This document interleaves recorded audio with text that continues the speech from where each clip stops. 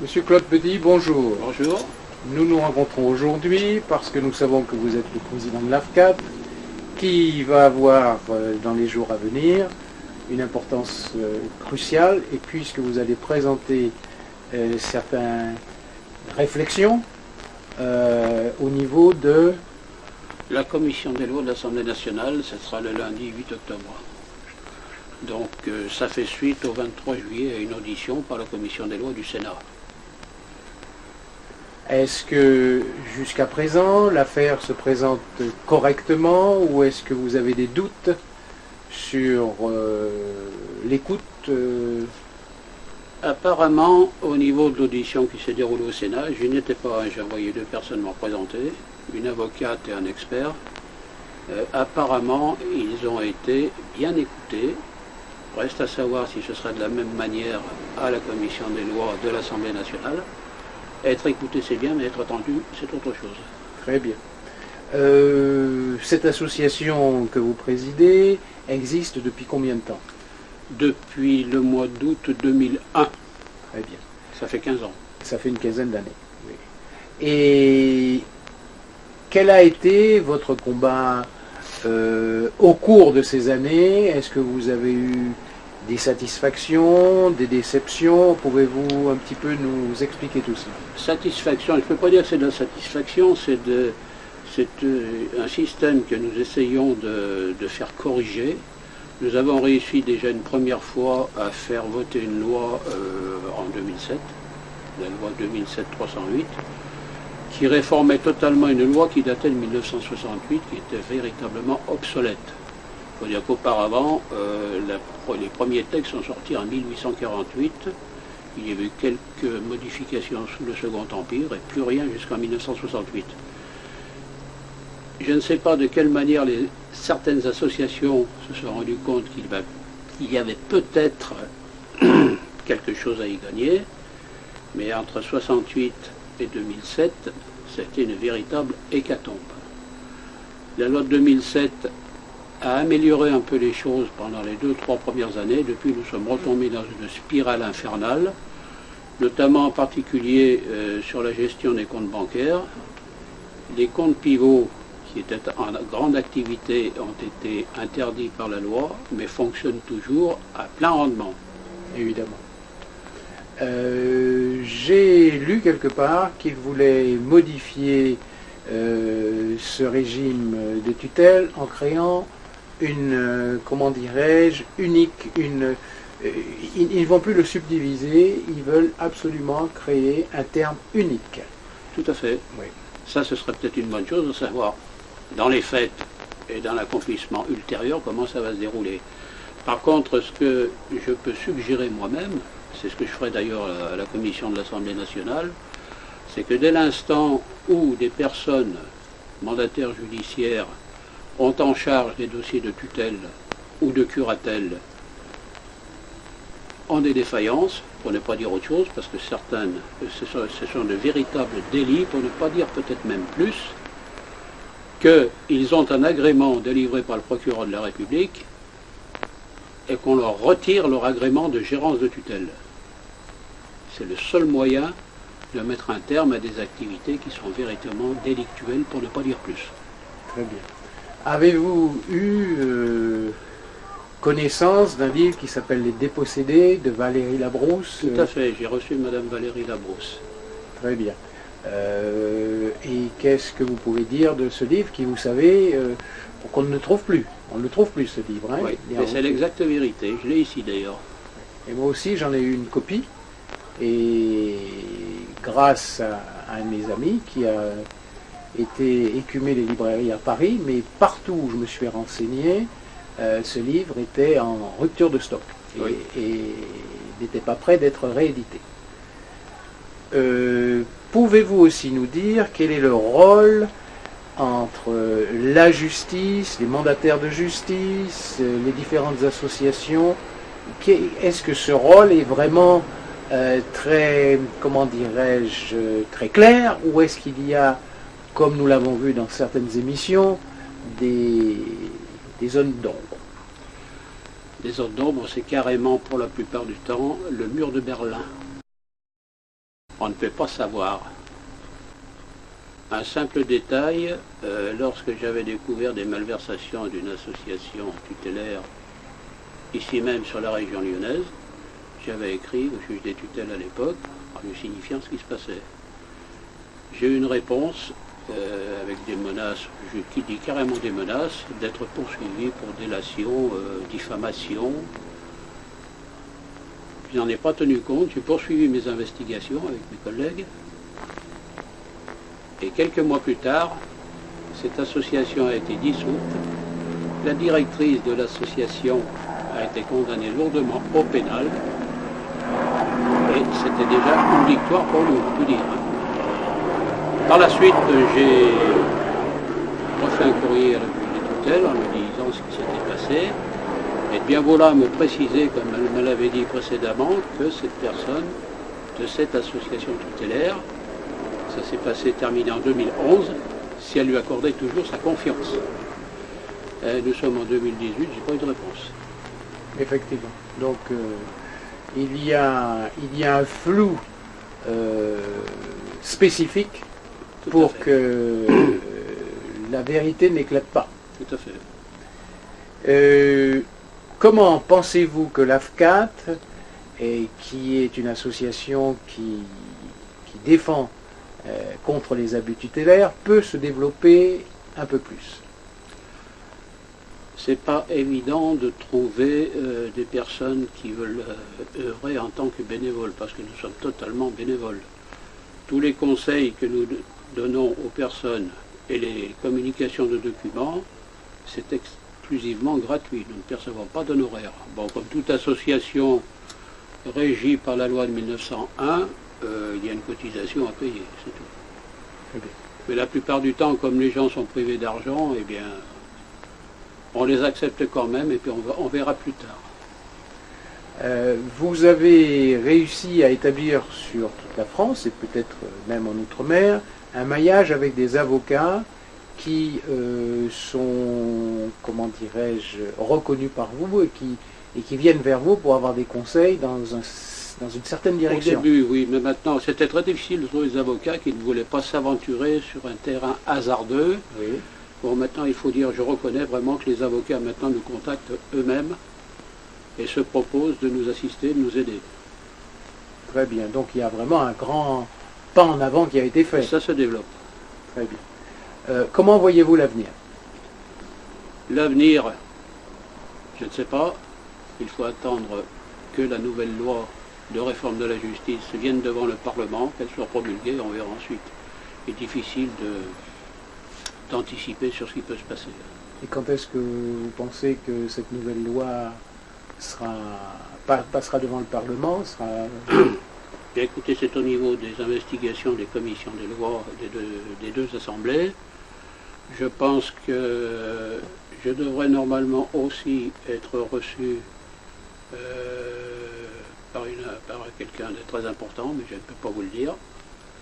Je pense que cette loi, ça devrait se dérouler dans le courant de l'année 2019.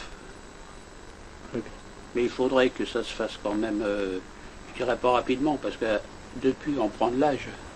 Nous sommes tous septuagénaires dépassés. Et avant d'être trop dépassés, il va falloir passer la main. Merci, monsieur Petit. Et je vous en prie. Madame Moquet, bonjour. Bonjour monsieur. Vous êtes ici, au siège de l'AFCAT. Vous venez d'assez loin, d'après ce que j'ai pu comprendre. De Sainte, oui. Donc, voulez-vous expliquer ce qui vous amène aujourd'hui à l'AFCAT?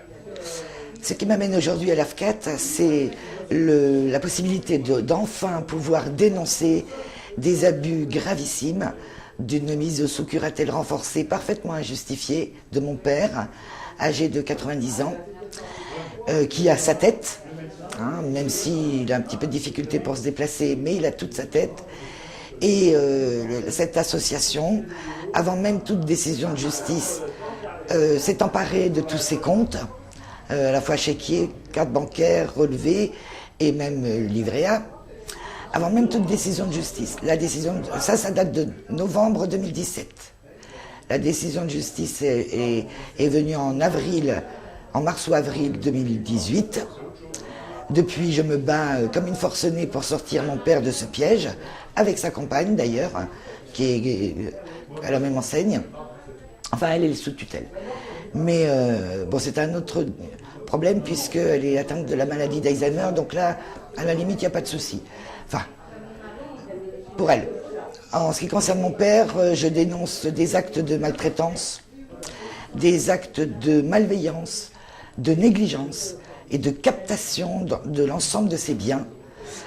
Il a été bombardé d'associations du type Ensemble à d'hommes, Servadom, tout ça c'est pour les portages de repas, les aides ménagères, donc qui coûtent énormément d'argent. Je dénonce aussi des frais de gestion exorbitants, sans justification. Je dénonce également des montages financiers auxquels personne ne comprend rien, à part eux. Cette association qui s'appelle la MSAIS, alors MSAIS, Ingénierie Sociale, c'est très pompeux. Et cette association, donc, enfin les mandataires qui ont été nommés, la mandataire qui a été nommée, s'est emparée de tous ses biens, et enfin de tous ses comptes surtout. Évidemment, ils tiennent à ce qu'il reste le maximum de temps à domicile, parce que c'est plus facile de ponctionner leur argent, comme ça, aussi bien l'un qu'à l'autre.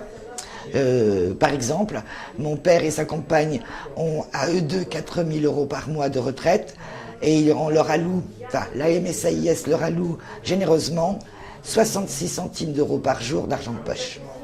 Alors avec ça, ils ont des bons d'achat alimentaires, comme si mon père se dit je suis en guerre, on est en guerre, c'est pas possible. Il a connu la déportation, donc ça le met hors de lui. Ils ont des bonnes sorties avec tout un rituel à faire 5 jours avant, il faut téléphoner à droite à gauche, comme si 5 jours avant, il pouvait savoir où il va. Enfin, c'est l'horreur, il le vit très très mal, il y a un turnover insensé dans cette maison, donc j'ai fait déjà supprimer les aides ménagères et les portages de repas, de manière à ce qu'on leur augmente leur argent de poche. Alors ils sont passés de 40 €, enfin 20 € par mois chacun, à 100 €. Non mais on rêve avec 4 000 € par mois hein, quand même. Enfin voilà, je dénonce aussi, j'ai vendu le camping-car de mon père, il a porté lui 7 500 €. Il est allé lui-même à sa banque, la banque postale, déposer son chèque en personne, on ne sait plus où est cet argent. Impossible de mettre l'argent, de savoir à quoi a été utilisé ces 7 500 €. Ils ont également, cette association MSAIS a également ponctionné son livret A sous des prétextes fallacieux parce que j'attends toujours des réponses que je n'obtiens pas. Par ailleurs, ils ont falsifié sa signature pour ouvrir des comptes pivots au Crédit Agricole alors qu'il était à la Banque Postale et qu'il ne voulait pas changer. Il le dit depuis le début. D'ailleurs, il les traite de voleurs, hein, clairement. Il a même dit à la juge, puisque ça se passe au tribunal de Saintes, qu'on lui avait volé tout son argent. Bien sûr, la justice, moi j'ai le sentiment très net qu'elle cautionne, clairement. Hein. Donc on n'arrive pas à savoir où passe l'argent. Enfin, moi j'ai été auditionné par la juge. Je me suis fait traiter à la limite d'imbécile. Hein, je comprends rien, bien sûr, parce que je défends mon père et ses intérêts et que je défends pas l'association. On m'a menacé de déposer plainte contre moi pour diffamation. Je leur suggère de mettre en pratique leurs menaces. Parce que, pour ce qui me concerne, c'est pas fini. On a déploré aussi mon manque de confiance dans cette association. Mais on est face à des escrocs, mais de vrais escrocs, hein, qui n'ont pas froid aux yeux, qui n'ont peur de personne, qui se sentent intouchables. C'est inimaginable le traitement qu'on fait subir à des personnes âgées vulnérables, parce que 90 ans, c'est quand même pas... Hein. Par ailleurs, les familles sont traitées comme des chiens. Ça, je suis écœuré du traitement infligé aux personnes âgées et aux familles en même temps. Mais bon, on est capable de surmonter, la preuve, je me bats. Hein. En revanche, la curatelle renforcée est parfaitement injustifiée, puisque mon père a déjà toute sa tête, il n'y avait pas de quoi le mettre, même sous curatelle, il n'y avait pas de quoi. Mais bon, c'est vrai qu'il faisait des chèques un petit peu dispendieux pour certains artisans qui l'ont un peu escroqué. Bon, on voulait le mettre à l'abri, mais pas de cette manière. Le pire, moi, ce que je déplore dans l'histoire, c'est que le public n'est pas informé de ce qui se passe réellement après la décision de justice. Avant, on vous fait croire plein de choses. Hein, tout va bien se passer, ça va rouler au bout de 3 mois, vous inquiétez pas, ils seront sereins, on va les accompagner. C'est faux, archi faux. Archi faux. Ils ne sont pas accompagnés, ils sont, d'ailleurs là en ce moment, ils sont livrés à eux-mêmes. Hein. On ne vient les voir que pour faire des réunions auxquelles stériles, carrément stériles, puisqu'il n'y a rien qui sort de là. Ils ne m'écoutent pas. Hein. Ils ont toujours raison sur tout. Enfin, c'est scandaleux. Voilà, je suis écœuré et cette association pour moi, ça a été une révélation parce que tout de suite le président m'a contacté. Tout de suite, il a voulu les documents. Il m'a proposé aussi un avocat. Donc j'ai pris contact bien sûr tout de suite avec l'avocat et maintenant je mets tous mes espoirs et ceux de mon père aussi dans cette action parce que j'espère va trouver une solution. Alors j'ajoute quand même juste avant de terminer que la juge a décidé de Saintes, toujours du tribunal de Saintes, a décidé, parce que je demande la levée de cette mesure depuis déjà 6 mois. Elle trouve toujours des prétextes, puis c'est d'une longueur, enfin on me répond 3 mois après. J'ai demandé la levée de cette mesure qui était parfaitement injustifiée et elle a trouvé comme prétexte pour encore allonger la période de souffrance de mon père, de le faire passer encore devant un médecin, donc ça sera le 5e en 7 mois. Le 5e en 7 mois. Alors j'ai posé la question au juge, enfin par écrit, je me suis permis de lui écrire, pour lui demander quel médecin et dans quel but. Je veux qu'on rende la dignité à mon père, sa dignité, sa liberté, ses comptes, et qu'on lui fiche une paix royale maintenant. Parce qu'il a 90 ans, qu'il termine sa vie au moins sereinement, et que nous on soit enfin en paix, quoi. Mais, donc voilà, c'est ce que j'avais le maximum à dire. Merci Madame Bouquet, c'est très explicite. Et vous faites partie de tous ces gens qui se battent à l'heure actuelle contre un système qui peut qualifier d'inique. Ah oui, scandaleux, scandaleux. Et comme j'entends dire, comment en est-on en arrivé là? Et comment va-t-on en sortir de là? Parce que les politiques, la justice, enfin tout le monde, finalement, trouve ça très bien. Et moi, j'avais rencontré un avocat qui m'avait dit « Nous avons une véritable bombe au-dessus de la tête avec ça. » Ces fameuses tutelles qui sont gérées par des organismes plus ou moins douteux, et que moi je considère très douteux. Merci madame. Voilà, je vous remercie. Je vous remercie à tous d'être présents aujourd'hui. J'ai oublié, la séance est ouverte.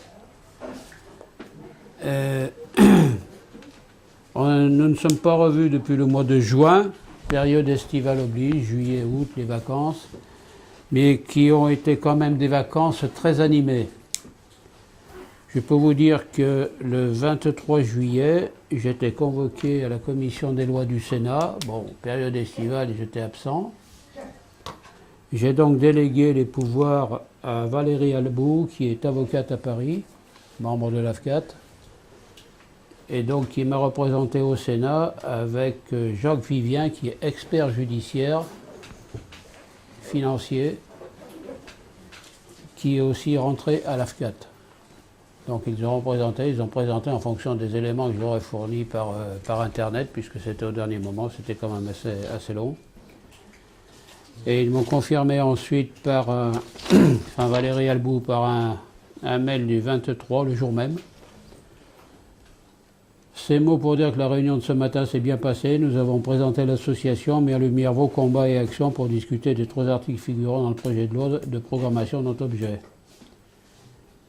Il y avait 3 associations au Sénat, l'UNAPEI, l'AFCAT et l'UDAF n'était ni présente ni représentée, et pour cause, ça ne m'étonne pas, puisqu'il y a un rapport de la Cour des comptes, un rapport assassin qui est sorti. Et d'ailleurs, notre action actuellement est basée sur les malversations et les magouilles de l'UDAF, aux fins d'obtenir, dans le cadre de la nouvelle loi, des dispositions qui seront prises, notamment en 2019, de faire retirer l'agrément de gérant de tutelle d'abord à l'UDAF, ensuite à d'autres associations, notamment avec les problèmes que nous rencontrons avec surtout la MSA tutelle. Il y a une personne ici qui, avec son père, est victime de la MSA. Elle aura la parole quand j'aurai terminé mon petit exposé. Accueil très chaleureux de la part du sénateur ainsi que ses 3 assistantes parlementaires. Voilà. Donc c'est quand même une bonne nouvelle de personnes qui s'occupent quand même des missions qu'on leur a confiées. Je peux vous dire dans le cadre général, donc personnellement, lundi, je prends plus la voiture, je deviens trop vieux pour conduire. Enfin, sur les longues distances. Le 8 octobre, 16h30, j'ai eu un autre mail qui m'a dit que c'était décalé d'une demi-heure, ce sera à 17h. Je suis convoqué à la commission des lois de l'Assemblée nationale. Donc je vais exposer exactement tout ce qui se passe. Savoir que, au regret, je dois être tout seul, puisqu'il est bien précisé. Nous vous invitons à prendre la tâche du secrétariat de la commission des lois, c'est ce que je fais, afin de nous confirmer votre disponibilité ou bien nous indiquer les noms, prénoms et fonctions de votre représentant, c'est-à-dire une personne par association. Bon, mais les dispositions sont prises, je serai donc à Paris lundi et j'entrerai en TGV lundi. Donc pour les nouveaux qui arrivent, le bureau est ici au complet. Donc nous avons Madame la présidente d'honneur, tu te présentes s'il te plaît. Je me présente? Ah oui. Oui, ben, Madame Bénédicte Catherine. Voilà. Voilà, vice-présidente. Présidente d'honneur et respectueuse. La trésorière, Surtout ça. qui est aussi cuisinière. Et Conchita. Donc Ginette Carion, trésorière. Oh ben, je fais tout, trésorière, secrétaire, standardiste, je fais tout, hein. Voilà, Conchita aussi. Bien. Notre vice-président, Alors Roberto Constantin, vice-président de l'association. et fonction honorifique de secrétaire, Tricoli Santina. voilà, qui a failli se retrouver sous tutelle, qu'il n'a pas été grâce à l'AFCAT.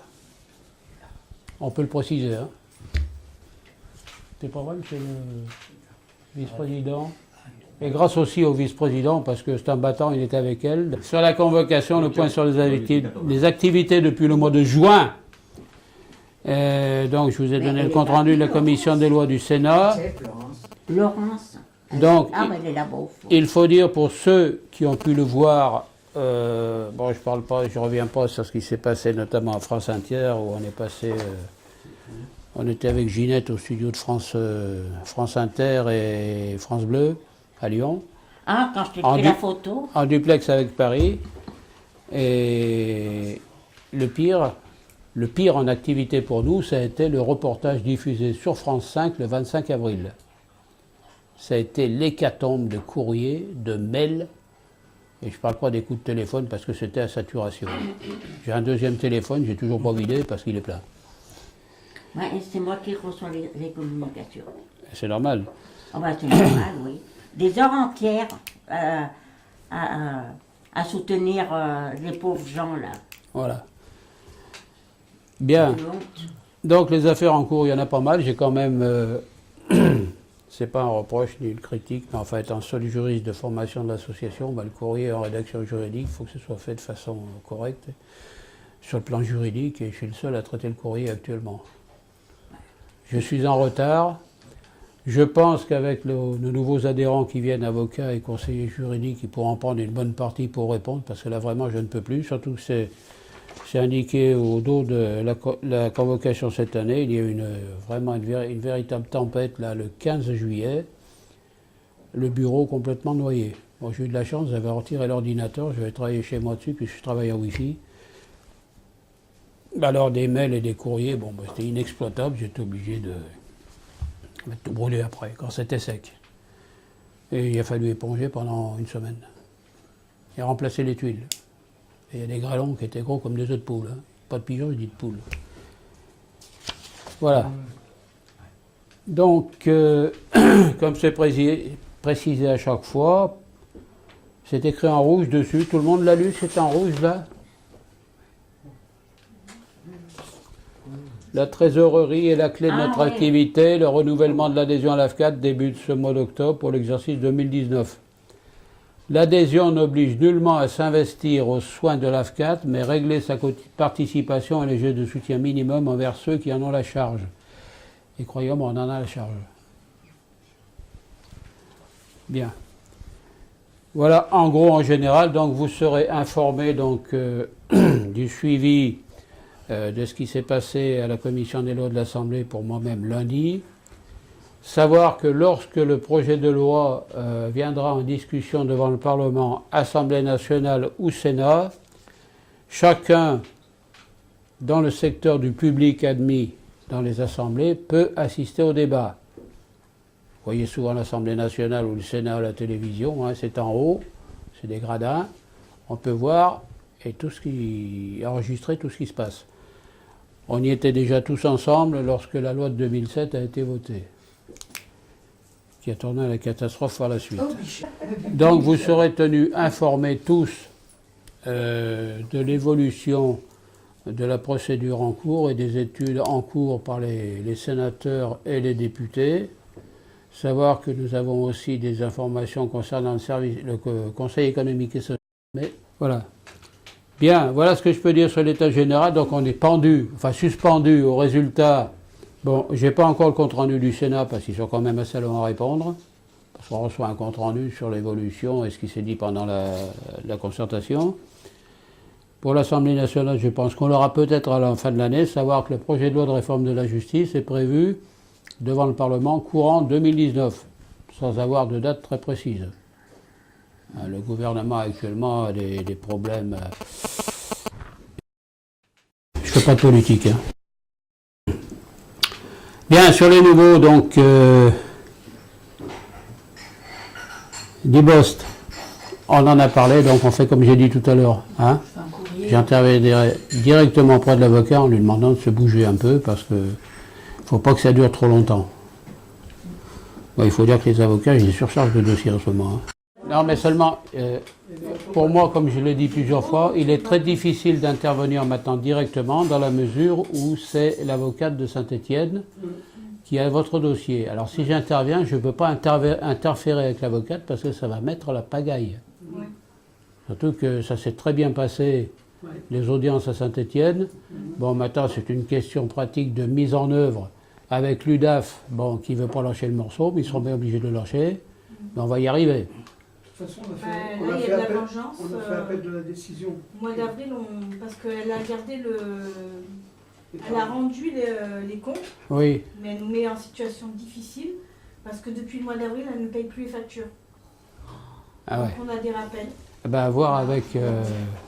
Et dernièrement, au mois d'avril, je l'ai contactée parce que nous avons des meubles qui sont très vieux et qui ont été sinistrés par leur faute. Et là, dernièrement, ma desserte s'est mise à craquer, donc j'ai voulu enlever, je sentais qu'elle allait avoir un problème, j'ai voulu enlever tous les objets qu'il y avait dessus qui me tenaient à cœur. Et le plateau, donc le meuble il penche en avant, je l'ai signalé ça aussi. Et le plateau s'est décroché et me suis tombée sur le pied. Voilà, je l'ai prévenue, elle s'en fout.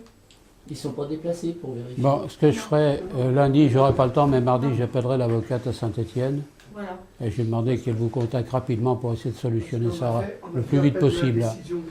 Du moment qu'il y a la décision favorable du juge des tutelles de Saint-Étienne, il n'y a aucune raison que maintenant ça s'arrête. Ouais. Hein, d'accord ? Voilà, mais voilà. ce que je voulais vous demander, c'est en cas de danger comme ça, elle est obligée quand même de débloquer pour des meubles. Ah, tout à fait. Parce que là... bon, d'autant qu'il est en curatelle simple. Oui. Alors, il a le droit de se gérer tout seul, de s'ouvrir un compte bancaire tout seul. Mais il n'a pas le droit d'ouvrir une épargne, hein, par contre. Une Il épargne. n'a pas le droit de... Parce que nous, on veut sortir les sous de l'épargne, mais il faut les remettre. Et la banque nous a dit stop, non, on n'a pas le droit. Oui, ben c'est l'UDAF qui fout la pagaille, cherchez pas. Bon, je ne verrai pas lundi, mais mardi, j'appellerai l'avocate à Saint-Étienne. Hein. D'accord. Parce que moi, je veux présenter les frais que ça va occasionner à l'UDAF. Hein. Parce que là, pour l'instant, on m'a mis un strapping, parce que comme j'ai du diabète, il ne faut surtout pas plâtrer pour le moment, parce que s'il y a un hématome ou une infection en dessous, il faut pouvoir traiter tout de suite. Hein. Et dans une semaine, moi, je me retrouve peut-être le pied dans un plâtre. Quoi. Mais là, vous faites appel, vous l'avez dit. Oui. Oui, on a fait appel de la décision comme quoi je passais en curatelle simple, et on a fait appel de nouveau. Parce que c'est toujours l'UDAF qui est décidé. On veut que ce soit l'UDAF, et on a fait appel pour que ça passe à la cour d'appel de Lyon. On n'a toujours pas de réponse, donc on va attendre. Et la dernière fois, ok, bon, je m'en occupe mardi et je vous rappelle. Ne me rappelez pas, c'est pas la peine, parce que je peux plus. Je vous rappellerai, savoir ce que j'ai décidé avec l'avocate, et puis s'il faut y aller, je me déplacerai à Saint-Étienne, hein, c'est pas loin. Bocquet Marie-Paul. Alors, là, c'est le gros problème avec MSA Tutelle à Saintes, dans le département 17. Avantage, nous avons un avocat à La Rochelle, c'est pas très loin, qui l'a pris tout de suite. Voilà. Donc, vous êtes satisfait de cet avocat? Voilà. C'est Jean-Marie Digou, l'avocat qui est président de France Justice, notamment l'association de Denis Seznec. D'accord. L'affaire Seznec. Voilà, donc on tombe sur un avocat qui a quand même du poids. Hein. D'ailleurs, on n'a plus de nouvelles de Denis Seznec en ce moment-là. Ouais. J'essaie de le rappeler, j'ai toujours son portable. Donc voilà un peu les dossiers. Pour le reste, je regarde un petit peu. Donc je suis suspendu maintenant au résultat de la commission des lois de l'Assemblée nationale lundi. Bon, simplement lorsque la discussion viendra devant les assemblées, d'abord ça passe d'abord à l'Assemblée nationale et ensuite au Sénat. Bon, le système de vote de la loi en France est tel que si le Sénat ne vote pas dans le sens de l'Assemblée, ça revient de nouveau dans l'Assemblée. Ensuite, ça revient au Sénat. Si ça ne marche pas, il y a ce qu'on appelle la commission mixte paritaire, moitié sénateur, moitié député, qui discute qu'il faut un texte commun. Et c'est comme ça qu'une loi arrive à être mise en place, complètement définie, de façon à la mettre en place et la faire promulguer. Voilà. Donc, pour moi, j'en ai terminé pour la réunion d'aujourd'hui. Je vous remercie surtout d'être venus, ça fait plaisir. La prochaine fois, on fera peut-être une réunion fin novembre. Je sais rien, peut-être. Nous verrons la date en fonction de l'évolution des démarches en cours. J'espère que je pourrai traiter l'ensemble du courrier, sinon je pourrai me faire aider par les juristes qui nous ont rejoints. Et à ce moment-là, tout le monde, tous les gens, je dis bien à jour de cotisation, c'est une condition impérative de la trésorière, seront tenus au courant. Dès mardi, je taperai un compte-rendu de la réunion à l'Assemblée nationale. D'accord ? La séance est levée. Madame Fabienne Dubosc, bonjour. Nous nous sommes retrouvés à l'AFCAT où une réunion a été organisée aujourd'hui et vous tenez à faire certaines déclarations parce que vous êtes outré par ce qui se passe vis-à-vis de votre père. Oui. Pourrez-vous nous dire un petit peu le motif de cette colère ? Oui, donc mon père a pris de l'âge et donc à 86 ans, il s'est retrouvé à devenir dépendant. Donc en tant que fille, je me suis occupée de lui. Voilà, j'ai mis en place ce qui devait être mis en place, les auxiliaires de vie, les infirmiers, voilà. Et en fait, mon père habitait dans une maison où il y avait des réparations à faire, des aménagements, style une douche à italienne ou d'une baignoire parce qu'il ne pouvait plus monter dedans. Donc il y avait de l'électricité à refaire parce qu'il y avait des rallonges de partout et il ne s'occupait pas bien de cette maison. Et donc il avait de l'argent à la banque postale, donc il m'a demandé de l'accompagner pour retirer de l'argent. Et c'est vrai qu'il ne voulait pas laisser son argent, il a senti qu'il devenait dépendant. Et donc il a fait pas mal de réparations dans cette maison où il est en maintien à domicile actuellement. Donc ça n'a pas plu à la banque postale qui a fait une demande de mise sous tutelle, bien appuyée apparemment par mon frère qui ne fait rien et qui me laisse tout le travail à faire, mais bon, je suis prêt à l'assumer. Donc mon père s'est retrouvé sous protection judiciaire, d'abord sous curatelle. Donc on nous a annoncé ça d'un jour à l'autre. Donc j'ai été d'abord curatrice aux biens et à la personne. Donc pendant une année entière, je suis restée curatrice. Donc j'ai réuni des papiers pour la retraite, tout ça. Enfin, donc j'ai dû faire un bilan de gestion. J'avais pris un cabinet comptable pour que ça soit indépendant et que on ne m'accuse pas de faire les choses pas comme il faut. Mon père m'avait demandé de prendre un cabinet professionnels pour faire ce bilan de gestion. En fait, ça s'est mal passé parce qu'au bout d'un an, on m'a enlevé la curatelle au bien. Je ne sais pas pourquoi. Mon père a eu un questionnaire. Déjà, pour le mettre sous curatelle, il a eu un questionnaire. C'était invraisemblable les questions qu'on lui a posées. Mon père était menuisier ébéniste, donc il n'a pas une culture générale extraordinaire, alors qu'on lui a demandé des questions du style donner la liste des présidents de la République depuis la création de la République. À une personne âgée, je trouve que c'est totalement hallucinant. C'est que ou lors d'énumérer des mots qu'il devait retenir, on lui posait d'autres questions. 10 minutes après, on lui redemandait les mots s'il les avait mal retenus. Résultat, c'est qu'il a été mis donc d'abord sous curatelle. Ensuite, donc au bout d'une année, on m'a enlevé sans raison la curatelle au bien. Il y a eu une réunion qui avait été faite par le cabinet tutélaire Fourclimsac à domicile chez nous. Où mon père a dû quitter la table parce qu'une auxiliaire de vie voulait le raser. Et donc la curatrice de l'époque, cabinet tutélaire à Vaugneray, Madame Fourclimsac, a dit donc, vu que Monsieur Dubost a quitté la table, ça veut dire qu'il n'est pas apte à suivre la réunion, alors que mon père voulait revenir suivre la fin de la réunion. Qui était d'une agressivité, c'était hallucinant ce qui s'est passé chez nous. Déjà, on était maltraités carrément. On est traités comme des moins que rien, de toute façon, en permanence. Et nous culpabiliser, moi, je suis la dernière des dernières. Voilà. Donc ensuite, mon père n'a pas pu revenir à table et Madame Fourclimsac a dit, puisque Monsieur Dubost n'est pas à table avec nous, il n'est pas capable d'écouter cette réunion, donc je demande la mise sous tutelle au lieu de curatelle. Ça a été accepté par la juge. Il s'est retrouvé sous tutelle avec encore une fois le même questionnaire pratiquement, où moi j'avais pas le droit d'assister. Ils se sont enfermés dans sa chambre. C'est vraiment du martyre de personnes âgées, je pense, de lui poser des questions pendant presque 1 heure avec des psychiatres comme s'il était un malade mental, alors qu'il est âgé.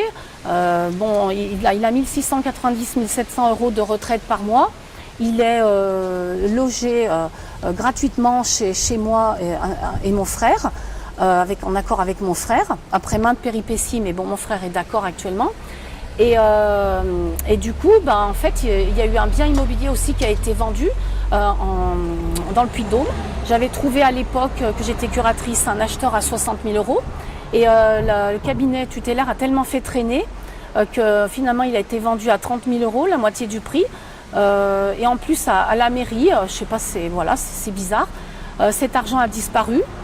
Quand j'ai besoin, en tant qu'actuellement je suis tutrice à la personne, si j'ai besoin de quoi que ce soit pour mon père, il n'y a jamais moyen d'avoir accès. C'est très compliqué. On a pu changer sa télé. Je suis toujours en train de m'énerver pour avoir accès à quoi que ce soit. Il a pu quand même changer une télévision en panne et un lave-linge. Mais il a besoin donc d'un pan incliné pour sortir de la maison, pour aller faire ses promenades et avoir accès au jardin. Les auxiliaires de vie se cassent le dos en permanence pour descendre cette marche avec mon père sur le fauteuil roulant. On me demande de faire des devis, je les fournis, on attend qu'ils se périment. On en est là actuellement à un devis encore qui est en cours et on ne sait pas pourquoi. Il n'a pas le droit d'avoir cette rampe d'accès à la maison. Il a besoin aussi d'une poignée pour descendre de la maison. Il y a une marche de l'autre côté de la maison, c'est pareil, on ne sait pas pourquoi, ça traîne. Voilà, lors du temps où j'étais curatrice, je pouvais au moins faire ces aménagements. Mais là, il n'y a rien qui se passe. Le cabinet tutélaire, donc actuellement, c'est le Sage à Vèze, rue de la Gare. Il est très peu accessible, ou pratiquement pas. J'appelle, je m'énerve pour essayer de régler les problèmes le lundi matin, le mercredi matin, le vendredi matin seulement. Donc les messages ne sont pas toujours passés à la tutrice, au bien, Madame Doucard. Et c'est des problèmes permanents. Moi, je ne comprends pas pourquoi mon père est sous tutelle. Je m'occupe très bien de lui. Mon frère, apparemment, est d'accord qu'il n'était pas d'accord au début, mais maintenant serait soi-disant d'accord qu'il ne soit plus sous tutelle, mon père. Donc moi, je voudrais que la tutelle soit levée. On n'a pas besoin que mon père soit sous tutelle. Merci, madame. Voilà. Allez. Monsieur Singala, bonjour. Bonjour. Vous étiez à la réunion de l'AFCAT et vous tenez à exprimer votre mécontentement vis-à-vis d'un certain système. Voulez-vous vous exprimer? Oui, c'est un système qui est assez terrible. D'ailleurs, beaucoup de gens, la majorité des gens, ne pensent pas qu'un système comme ça existe dans un pays évolué comme la France, quoi. Quand vous racontez ces histoires à un quidam, il te dit non, il pense que tu es menteur, que tu inventes, et absolument pas. Je vous donne un exemple, je vais vous raconter mon histoire personnelle, hein. C'est vraiment un cauchemar, hein. Voilà, je suis de la Guadeloupe. Bon. Tout petit, j'ai un frère notre mère était malade et le frère, il devait avoir même pas 1 an. Et tout petit, il est sorti du lit, le lit qui était haut, il est tombé sous le fontanelle. Donc ça a arrêté son évolution. Moi, on a 10 ans de différence, j'avais 10 ans, donc je m'en suis occupé. On a perdu notre mère, j'avais 12 ans, donc lui 2 ans. Je suis venu en France et puis après, j'ai su qu'en Guadeloupe, comme il ne sait pas lire, il ne sait pas écrire, il était petit et chétif, qu'on se moquait de lui. Donc, j'ai économisé, je le fais venir en France, à Lyon. Il est resté, il avait peut-être 18 ans. Moi, je travaillais, donc il est venu à Lyon. Je m'en suis occupé pendant 2 ans. Et comme même c'est un bosseur, je lui ai trouvé un travail dans une ville à 5 km de Lyon. Et là, il travaillait. Donc, après, il s'est marié avec une femme qui est schizophrène. Et elle-même, elle est sous curatelle. Donc, mon frère, comme il est loin, je suis son tuteur. Bon, le temps passé, les années passant, mon frère, il approche ses 60 ans. Donc, je voulais, l'association qui s'occupait de la femme de mon frère, faire le point pour savoir comment on allait s'arranger pour leur retraite. Alors, j'ai téléphoné une fois, j'ai demandé des rendez-vous, ils ne me donnaient pas. Finalement, je me suis retrouvé chez eux quand même. Et ils m'ont fait passer rapidement sous les yeux les comptes de la femme de mon frère. Finalement, ces comptes-là étaient en rouge. Et moi, au bout de 40 ans, je m'occupe de mon frère. J'ai eu la bêtise, c'est là que les gens m'ont dit, mais c'est là que tu as fait l'erreur. J'ai eu la bêtise de leur dire à cette association et au juge que mon frère, il avait plus de 100 000 euros de côté. 100 000 euros de côté pour un type qui ne gagne pas 1 000 euros par mois. Et c'est là que mes amis ont commencé parce que pour équilibrer les comptes de la femme de mon frère, déjà, quand ils m'ont présenté les comptes, j'étais obligé parce qu'ils sont mariés, donc ils rééquilibrent le ménage. Donc mon frère mettait plus pour le ménage, mais ça ne leur suffisait pas. Ça ne leur suffisait pas. Il fallait vraiment qu'ils s'accaparent des comptes de mon frère, le compte total. Alors c'est là-dessus que la femme de mon frère, je reçois une convocation. Non, c'est mon frère qui reçoit une convocation au juge. Moi, j'accompagne mon frère et mon frère parle. Après, quand je rentre, c'est là qu'il y a déjà vice de forme. On ne me dit pas pourquoi je suis là. La juge me fait rentrer. Et en 5-10 minutes bâclées, ouais, il paraît que vous frappez votre frère et que vous avez une boîte de nuit, c'est faux. Et pour ces raisons-là, on vous enlève, on a l'intention de vous enlever la tutelle de votre frère. Là, je me mets en colère, je dis mais qu'est-ce que c'est cette histoire? Bon, enfin, je reçois une ordonnance disant que je ne suis plus tuteur de mon frère, je suis subrogé tuteur. Là-dessus, comme ils ont senti que c'était pas bon, cette argumentation n'était pas assez forte, pour cette première ordonnance, j'ai fait appel. Et comme ils ont senti que mes arguments allaient être très forts, ils ont pris une deuxième ordonnance, m'enlevant la position de subrogé tuteur, et totalement, en évoquant la raison que mon frère, depuis 15 ans, allait dans une maison que j'ai à Palabas, depuis 15 ans, et que je lui faisais payer un prix exorbitant. Deuxièmement, quand je suis allé les voir, j'avais créé, mon frère était à la BNP. Moi, me disant que si je claque, j'ai ouvert un compte pour lui au Crédit Agricole, que j'ai fait tourner avec certains biens. Alors, pour toutes ces raisons-là, arrivé en appel, j'ai tout justifié. Mon frère, il a dit que cette histoire que je le frappe, c'est pas lui. Ils lui ont dit de dire ça. Capote.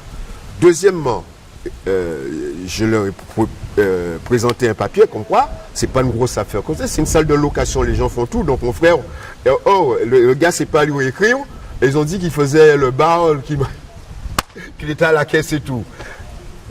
Un appel annulé. la question que mon frère en vacances chez moi depuis 15 ans, hein, la juge, attends, mais là, elle a conseillé que j'ai gagné au moins 25 000 euros en 15 ans.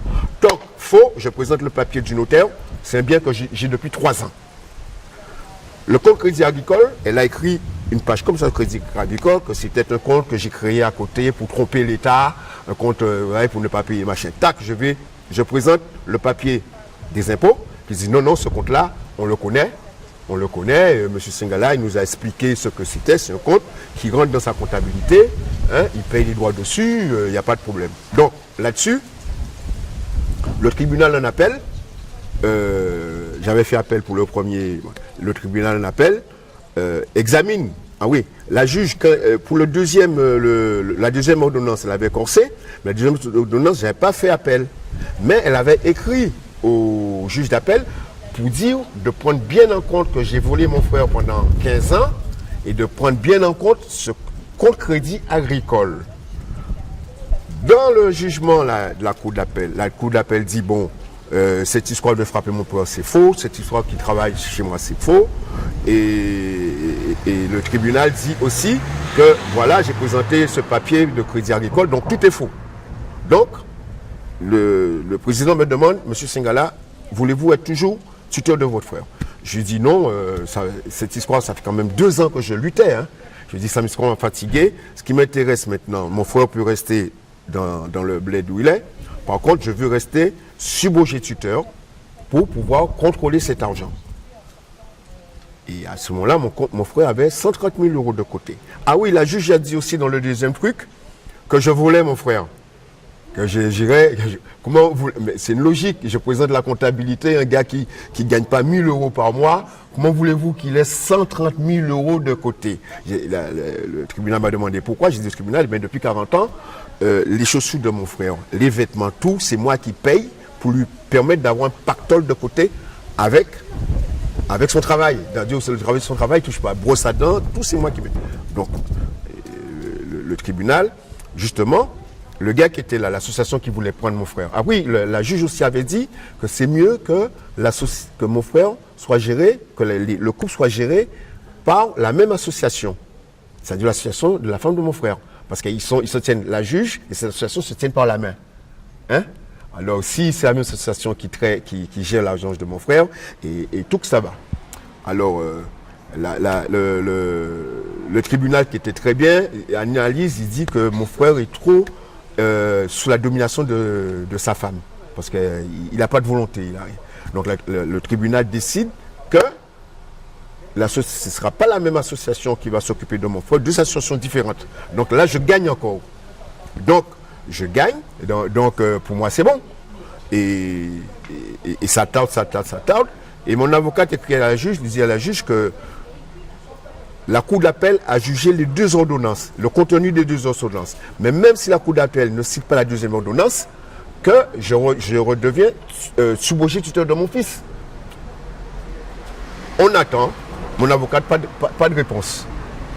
Non, il faut dire que pendant ce temps-là, je n'avais pas donné les comptes de 2016. Pas de réponse de la juge. Je lui ai écrit une lettre recommandée pour lui dire en fonction du jugement, il faut qu'on se voie. Et en même temps, je vais vous amener les comptes de 2016. Lettre recommandée, pas de réponse. J'ai une 2e lettre recommandée, pas de réponse. J'ai tout ça là. Finalement, l'avocate téléphone et puis elle dit à l'avocate, ouais, mais M. Singala a laissé passer le délai pour verser les comptes de 2016. Donc, alors, et oui, c'est-à-dire en me répondant pas, elle fait courir le temps, hein? Et bon, deuxièmement, elle a fait courir le temps et puis là, après j'ai envoyé ça. Bon, mais elle dit, j'ai laissé passer le délai. 2e raison qu'elle dit, elle dit que les comptes sont incomplets, qu'il manque des papiers. Les papiers, par exemple, des impôts, les papiers de la famille. Or, moi, elle a téléphoné aux autres, aux associations, elle a dit de ne pas me donner ces documents. Donc, les comptes de mon frère, je ne peux pas les finir puisqu'il me manque des papiers que sa femme reçoit. Par exemple, elle me demande aussi, vous n'avez pas donné les reçus de loyer. Ben, c'est eux qui le reçoivent. Et moi, quand je vais là-bas, elle leur a dit, M. Singala n'est plus dans le coup, il ne faut plus rien donner. Donc moi, je suis bloqué. Donc voilà. Donc elle a, donc, comme on fait pression sur elle, là, la famille écrit, hein. Ben, on commence à devenir sauvage. Hein. On lui écrit, bon, pourquoi vous ne voulez pas être sous-progéniteur? Parce que vous avez eu les comptes pendant 1 an et demi. Alors est-ce que, on ne sait pas, hein. C'est bizarre, et il ne voulait pas. Bon, enfin, je ne dis pas ce qu'on pense, quoi. Mais tout le monde sait ce qu'on pense. Donc finalement, elle écrit une lettre à mon avocate disant que je n'ai pas fait appel de son ordonnance, la deuxième ordonnance. Mais je n'ai pas fait appel, oui, mais elle avait écrit à la cour d'appel de prendre en compte sa deuxième ordonnance. Et la cour d'appel annule sa deuxième ordonnance. Mais elle part du principe que comme ce n'est pas moi qui l'ai demandé, que ce n'est pas bon. Mais puisque c'est elle qui l'a demandé, c'est encore plus valable que moi. 1. 2. Elle dit, cette histoire que je n'ai pas reçu les comptes j'ai pas envoyé les comptes de 2016. Elle n'a pas revenu sur les comptes de 2016. Et puis elle dit aussi que je n'ai pas donné les justificatifs pourquoi ce compte Crédit Agricole tournait. Mais je n'ai plus à lui envoyer ça, puisque en appel, on en a parlé avec le juge. Cette histoire de compte 2016 de Crédit Agricole, on en a discuté. Même le juge, qui était bien, m'a dit, M. Singala, faites attention quand même. Comment vous allez laisser à votre frère, parce que vous avez des enfants, il ne faut pas après qu'ils attaquent. Donc, je lui dis, voilà. Donc, elle me demande des justificatifs pour une affaire qui a déjà été réglée. Le problème, c'est qu'une avocate me dit il faut refaire appel pour être sous-progéniteur. Mais non, je ne peux pas faire appel, parce que l'affaire a déjà été jugée. Une affaire ne peut pas être jugée 2 fois.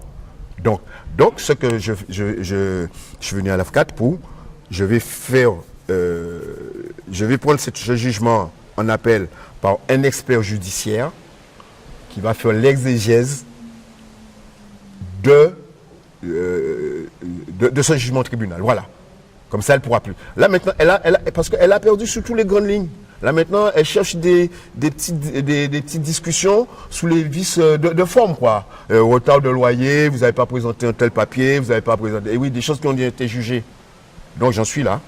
Je vais chercher un expert judiciaire, je vais chercher quelqu'un pour analyser bien ce jugement en appel, pour dire, voilà, il veut dire clairement que M. Singala a été remis dans ses droits de sub-progéniteur et que la juge...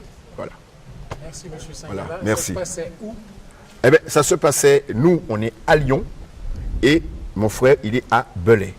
Très bien. Mais voilà. Mais à Belay, j'ai pris la précaution aussi, comme j'ai vu que j'ai affaire à un micmac quand même, j'ai pris la précaution de prévenir toutes les forces administratives de cette affaire. J'ai écrit à la gendarmerie, à la mairie de Belay, la mairie de Bourg-en-Bresse, j'ai écrit au conseil général, j'ai écrit à la H, j'ai écrit à tout le monde, avec un dossier complet, photo et tout. Voilà. Très bien. Merci, voilà. M. Singala. Merci beaucoup, hein, et merci de votre... Et oui, donc finalement, je me dis, est-ce qu'il faut aller faire je sais pas, un défilé? Est-ce qu'il faut aller faire une occupation du palais de justice? Est-ce qu'il faut... Parce qu'en France, finalement, quand on discute sympathiquement, on n'obtient rien. Il faut descendre dans la rue. Ce sera sur les médias. Voilà, ok, merci beaucoup. Merci. Je vois... Bonjour. Madame Perard, bonjour. Bonjour. Pouvez-vous nous dire un petit peu, après cette réunion de l'AFCAT, ce qui motive votre présence ici et quelles sont vos doléances? Alors, ce qui motive mon intervention, c'est qu'il faut savoir, je voudrais que les gens sachent que les majeurs protégés ne sont en fait pas protégés. Mon mari est sous curatelle depuis 2011 et depuis cette date, nous rencontrons que des dangers physiques, moraux, exclusion familiale, discrimination, j'en passe. Voilà. À l'heure d'aujourd'hui, nous rencontrons encore des difficultés. Mon mari étant passé sous curatelle simple, la situation est que l'UDAF se venge. Voilà. Nous rencontrons encore des mises en danger, des refus, des dossiers, des papiers et de l'argent retenus contre notre gré. Voilà. Ça va de la mise de danger jusqu'à la petite entorse, jusqu'à l'accident de voiture. Donc je voudrais faire passer un message à tous ceux qui sont suivis par des organismes comme l'UDAF. Voilà. Surtout ne pas faire confiance, se battre et que heureusement qu'il y a l'AFCAT qui est pour beaucoup dans la résolution des problèmes d'abus tutélaires. S'il n'avait pas été là aujourd'hui, nous serions encore sous curatelle renforcée et ce serait vraiment une grosse situation délicate. En plus, en ayant des biens en jeu, la seule chose qui les intéresse, c'est de ramasser des sous le maximum. Voilà. Où se passe cette affaire? À Saint-Chamond, l'UDAF Saint-Chamond, dans la Loire. Depuis quand? Depuis 2011. Et au jour d'aujourd'hui, vous ne voyez pas le bout de ce combat? Non, on n'en voit pas le bout parce qu'ils espèrent qu'une chose, c'est que mes beaux-parents décèdent pour récupérer les biens. Voilà. Merci.